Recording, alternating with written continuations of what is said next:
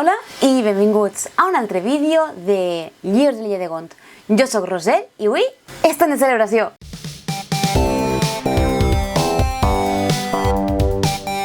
Sí, com ja veieu al títol del vídeo i a més, com ja s'haureu esperat perquè avui ni és diumenge ni tocava vídeo, el canal compleix concretament 5 anyets.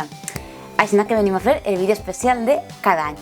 He de confessar que este no era el vídeo que tenia pensat, era un altre, però YouTube no ha volgut que fora. Pues comenté, cada any per l'aniversari intentem fer alguna cosa relacionada amb Musa Caleguín i sobretot amb Terramar, que al final és l'origen d'este canal. I este any vaig tenir la magnífica idea de fer un vídeo que seria reaccionant a Contes de Terramar d'Estudio Ghibli, que per a qui no ho sàpiga és una pel·lícula que he criticat constantment sense haver vist una vegada. Vaig pensar, bé, me sotmetré a aquesta tortura i faré un vídeo que almenys per a la resta de la gent siga divertit. És un vídeo que altra gent publica a YouTube, però YouTube ha decidit que jo no el puc publicar. Així que ara estic, no diré a última hora, però quasi, fent una segona versió, en la qual el que faré ara mateixa és dir-vos tot allò que té malament la pel·lícula perquè vosaltres no hagueu de patir durant 2 hores que dura. Però això sí, no patiu perquè us he deixat una recuperació dels millors moments de jo mirant Contes de Terramar de Goro Miyazaki d'Estudio Ghibli.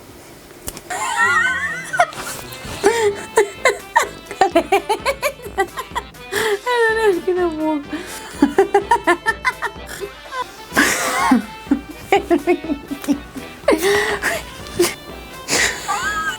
La sopa de los hombres.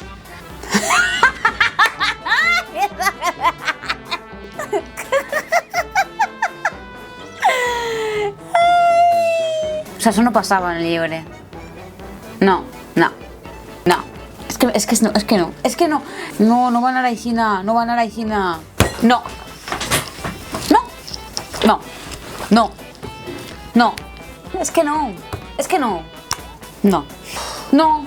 No, tot mal. No.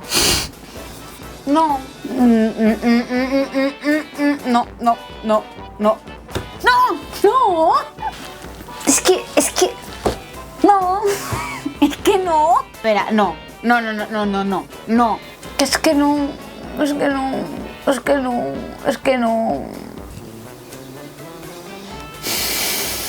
What the fuck?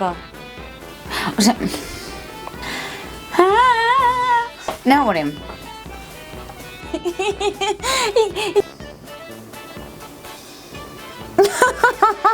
És que no. The fuck?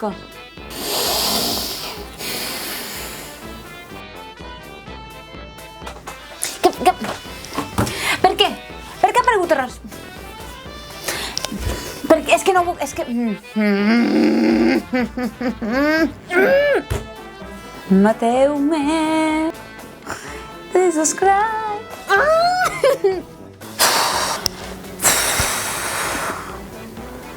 No estic entenent res.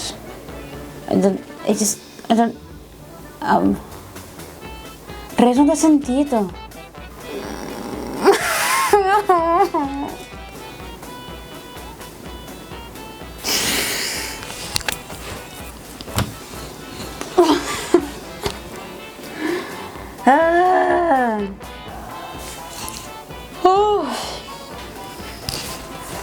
No, com em falta. Poden haver més coses malament en aquesta pel·lícula? És que jo ho dubte. Jo dubte que es pugui fer més malament que el que s'ha fet ja. Pot acabar-se aquesta pel·lícula? Tot el que està mal en este món és aquesta pel·lícula.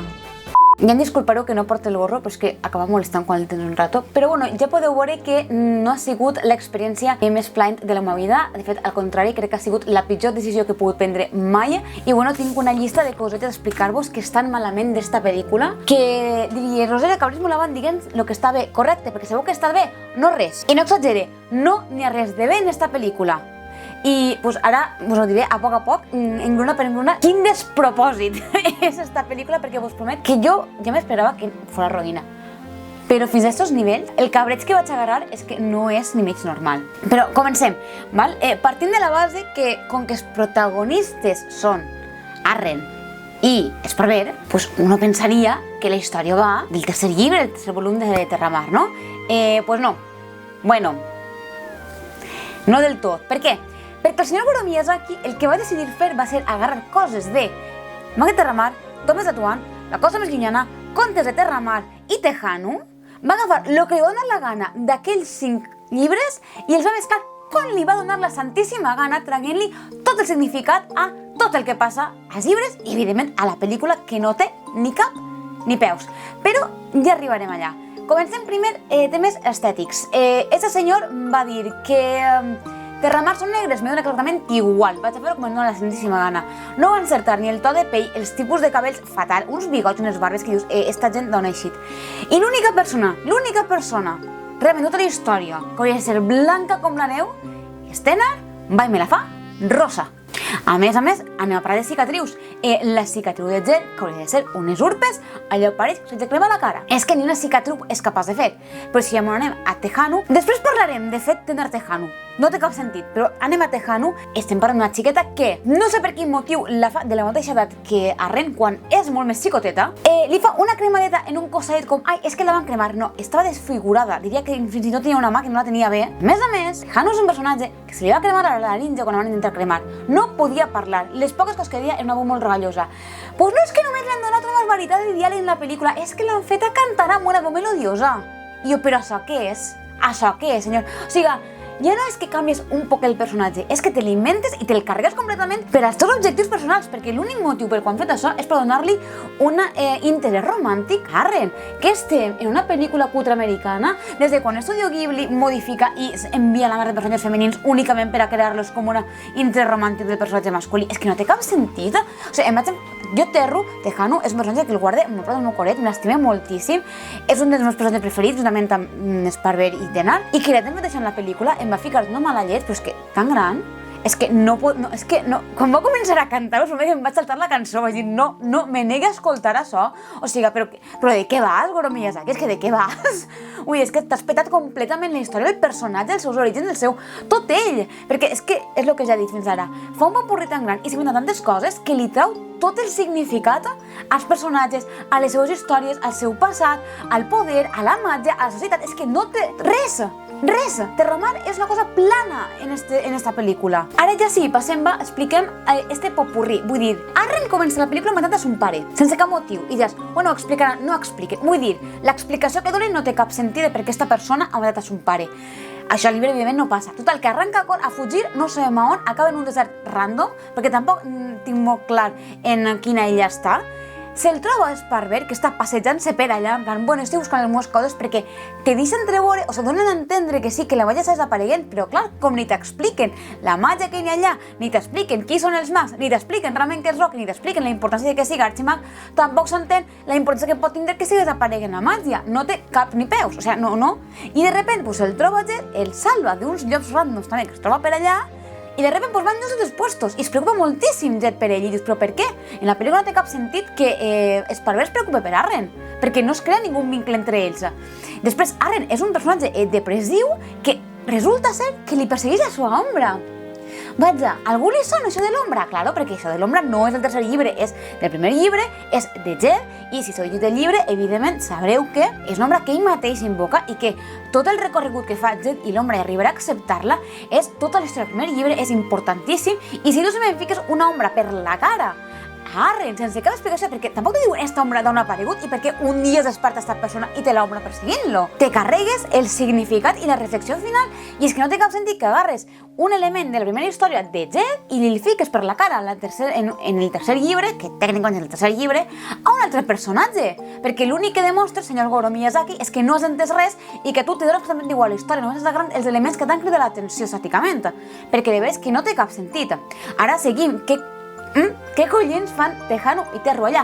Primer, de nou, estem en una illa perquè no canviem d'illa en cap moment, no es veu que és un arxipèlag, se suposa, per tant, que és Gont, perquè Tejano i Tenar estan en Gont, ni se sabe. Arriben tan tranquils i feliços a la granja de Tenar, i Tenar, hola, què tal? I es fa veure, hola, Tenar, quant de temps?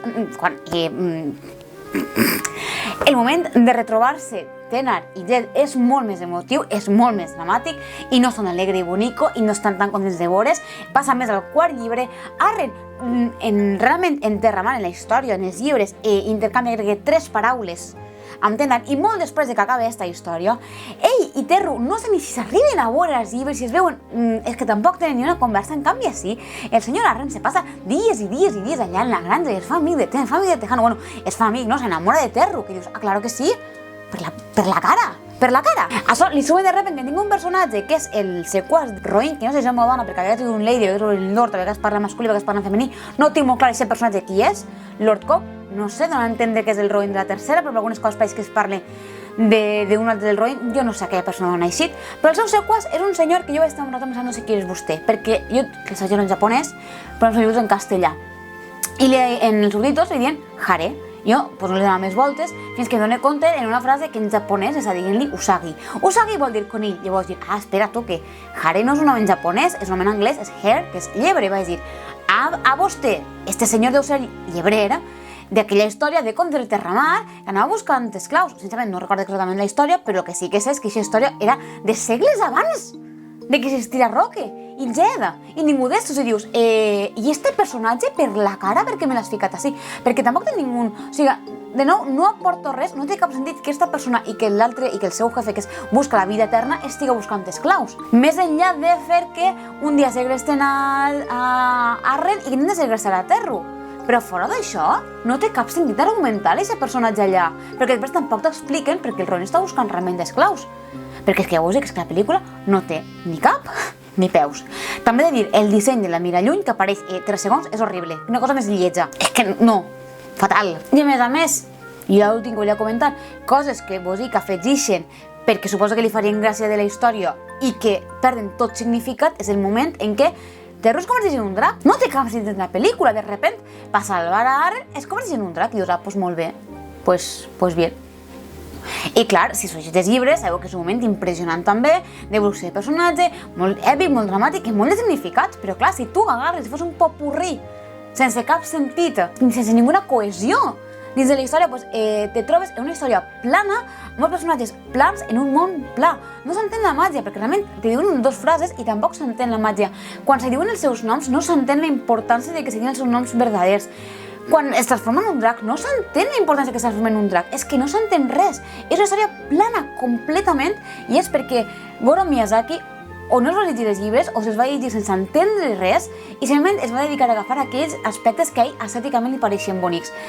I acaba amb una història que ja no només que com a adaptació és horrible, vull dir, és que no té res a veure amb els llibres, és que com a pel·lícula, és el que dic, no té ni cap ni peus, no s'entén l'argument, no s'entén què li passa a Arryn, ni per què mata son pare, ni com arriben allà, no s'entén gent qui és, no s'entén Tenard qui és que clar, no s'entén res. I acabes la pel·lícula i dius, què acaba de veure? O sigui, quina història han explicat? Quin missatge? Res. O sigui, és que és tan horrible. Visualment, pues ni fu ni fa, sincerament, com a pel·lícula de Studio Ghibli n'he trobat molt més boniques que aquestes, i fins i tot a nivell musical, és que la música tampoc és que siga res de l'altre món, i mira que n'hi ha bandes sonores de Studio Ghibli precioses, en aquest cas, o sigui, no és per odiar, és que de veres que dia no m'aporta res. Jo de veres vos dic que és una experiència que no he recomanat a ningú. Jo ja he perdut les meves 2 hores mirant-la per vosaltres, ja no cal que ho feu vosaltres, és que no, ni com a pel·lícula ni com a adaptació, és que no la vegeu, de veres. Estalvieu-vos aquí 2 hores invertibles en qualsevol altra cosa, invertibles llegint-vos els llibres, que val molt més la pena rellegint-vos-els, i jo poc més tinc a dir. Jo ara vos deixo amb la Roser del passat, que l'altre del vídeo sí que l'he pogut utilitzar, que a més tenia Siri tot bufant-nos, i res, moltes gràcies per estos 5 anys al vostre costat, i espero l'any que ve no haver de fer una cosa que em fa patir tant. Bueno, pues què us ha paregut? Sempre és l'aniversari, jo us dic que res, anem a fer els Siris. Pensa que tenia un CD del número 5. Pues va ser que no. Però tinc un CD que és un T-Rex, així que anem a bufar el CD del T-Rex. Feliç 5è aniversari del canal, per molts anys més, per molta més fantasia i ciència-ficció i perquè continueu aguantant-me uns quants anys més.